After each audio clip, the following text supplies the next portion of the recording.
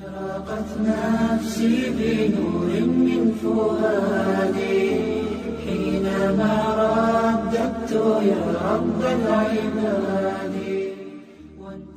بسم الله الرحمن الرحيم وصلى الله على سيدنا Muhammad وعلى آله وصحبه وسلم.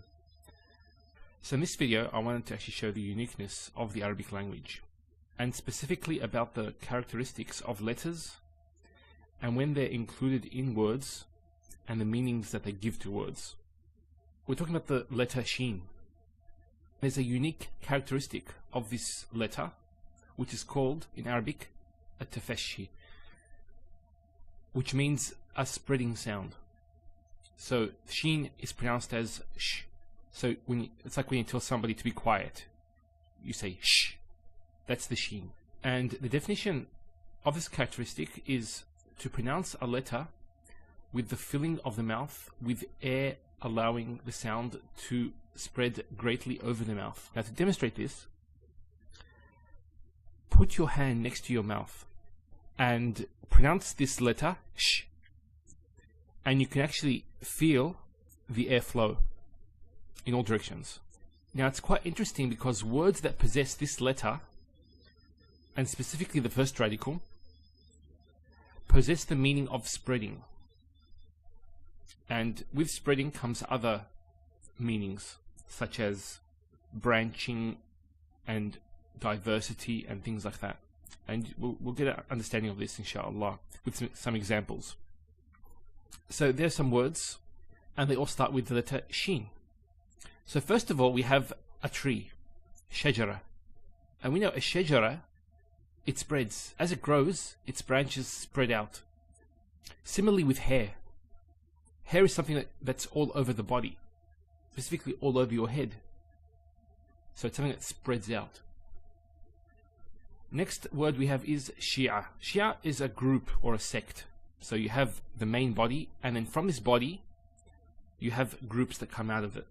And there's a spreading or a diversity associated with that.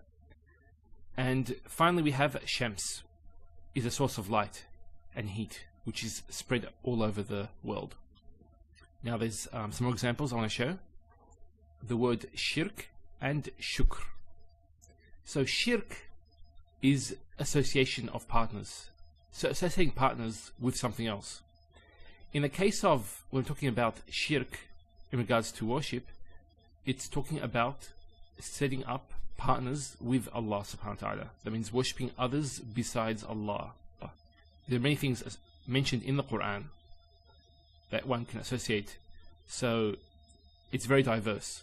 It could be one's own desires, it could be another person, it could be one's tribal allegiance, it could be one's own thoughts. So shirk is a spreading out and diversity. Similarly we have the word shukr. Now if you notice between shukr and shirk there's another relationship, which is that these two letters, the ra and the kaf, both occur but they're opposite. So when this happens in Arabic there's a related meaning. In this case it's talking about opposites. Now shukr, what does that have to do with spreading out?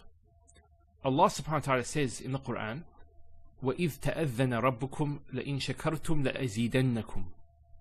And remember when your Lord proclaimed, if you are grateful, I will surely increase you in favor. He's swearing an oath, and there's emphasis there that most certainly that He will increase one who shows thanks and gratitude to Allah subhanahu wa ta'ala. So shukr leads to increase, the spreading of this good throughout one's life, in both this life and the next. So it's quite important to know that shukr here is not just with the tongue, it's with one's actions and with everything that Allah subhanahu wa ta'ala has given one.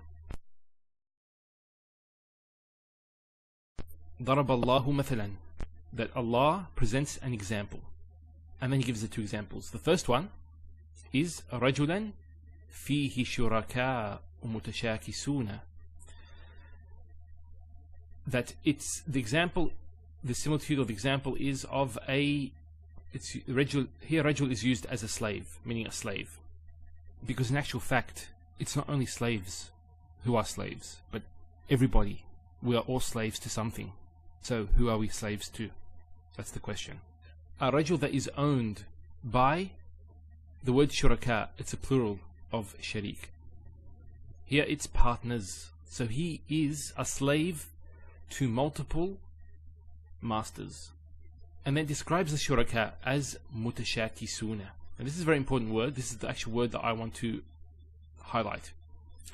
Now, those masters are quarreling and arguing with one another. So just imagine you're a slave and you want to take an order from this person and this person and this person, but they're all quarreling with one another. One is saying to do this, the other is saying to do that. You're going to be very confused and you're going to have a lot of anxiety. Who are you going to please? So that's the example that Allah subhanahu wa ta'ala portrays here. And obviously this is of one who takes others besides Allah subhanahu wa ta'ala. So that's the example of the slave with multiple masters. Then we have وَرَجُلًا سَلَمًا لِرَجُلٍ. So, and we have a man that is free and exclusively belongs to one man. So you have one slave, and he is just out to please and to follow the orders of this particular master, one master.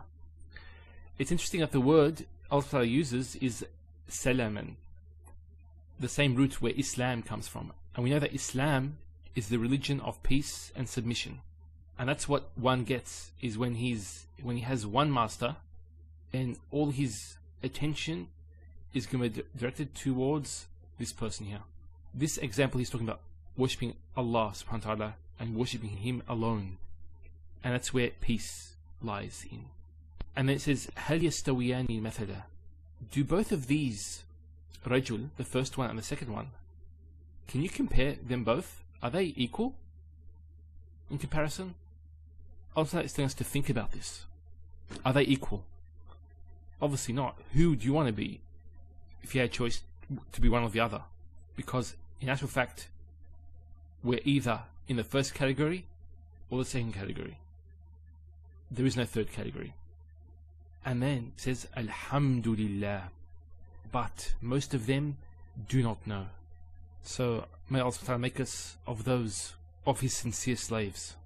Ameen. Finally, I said that I was going to talk about the word mutashakisun. This here. So Allah described these shuraka, these partners that one is trying to follow orders of, as mutashakisun, that they are quarreling and arguing with one another. Now, why did Allah use this word as opposed to other words? Because there are other words in Arabic which mean arguing and quarreling. For example, the words tujadilun, to argue, and tuhajjun, to argue as well. Tumarun also means to argue. So there's actually a few words that mean arguing in Arabic. But it comes from a three-layer root, which is, you have the sheen, and you have the kaf, and you have the sin. Notice the sheen in the beginning. And interestingly enough, if you go to the classical dictionaries, you won't find this in modern day dictionaries. But in the classical dictionaries, it's talking about arguing over a number of things. These arguments are spread about many different aspects. So imagine the anxiety and stress and worries that this person is going to have. Who is he going to follow? What's he going to do? Where does he start? And the Prophet ﷺ, he mentioned this reality in a hadith. He said that he who makes Allah his one worry in this life, his one aim and desire and worry in this life, that He will remove all other worries. So he won't be worried about this world in the slightest. However, somebody who makes this world his desire, by doing this, he turns away from us subhanahu wa ta'ala, Allah will make his life full of worries. And this is reality. We see this today. People who chase after this world, the more they are attached to it, the more they have of this world, the more worries they have. وصلى الله على سيدنا محمد وعلى آله وصحبه وسلم. أشرقت نفسي بنور من فؤادي حينما رددت يا رب العباد وانتشت